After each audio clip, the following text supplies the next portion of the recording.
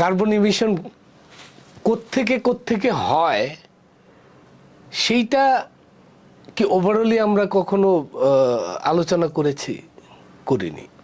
আমরা বলছি যে হ্যাঁ আমরা এসি চালাচ্ছি, আরবানাইজেশন করছি, ইন্ডাস্ট্রিয়ালাইজেশন করছি, এনভায়রনমেন্টকে দূষণ করছি, করে আমরা কার্বন বাড়াচ্ছি।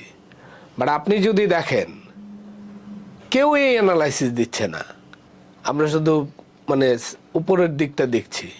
কিন্তু এই পৃথিবীতে যুদ্ধ বিগ্রহের কারণে কি পরিমাণ কার্বন আমরা প্রডিউস করছি এটার কোনো অ্যানালাইসিস নাই, কেউ এটা নিয়ে কথা বলে না।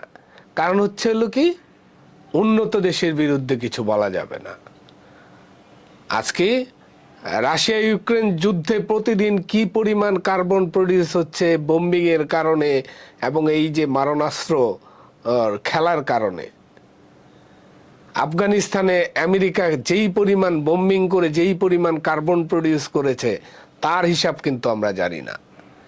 সিরিয়ায় যে অবস্থা, ইয়েমেন, ফিলিস্তিন, গাজা, লেবানন, প্রতিনিয়ত এই যুদ্ধ বিগ্রহের কারণে যেই পরিমাণ কার্বন আমরা প্রডিউস করছি এটা নিয়ে কেউ কোনো কিছু বলছে না। মূল রাজনীতিটা হচ্ছে এদের ইকোনমি হচ্ছে ওয়েপেনের উপর নির্ভরশীল।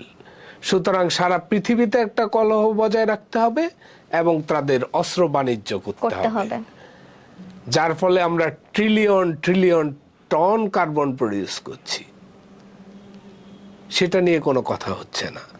সো কার্বন, যদি আপনারা কার্বন ইমিশনকে কমাইতে চাই তাহলে সারা পৃথিবীকে এই যুদ্ধ বিগ্রহ বন্ধ করতে হবে। এই যে হত্যাযোগ্য মারণাস্ত্র ব্যবহার করে সেইটাকে বন্ধ করতে হবে।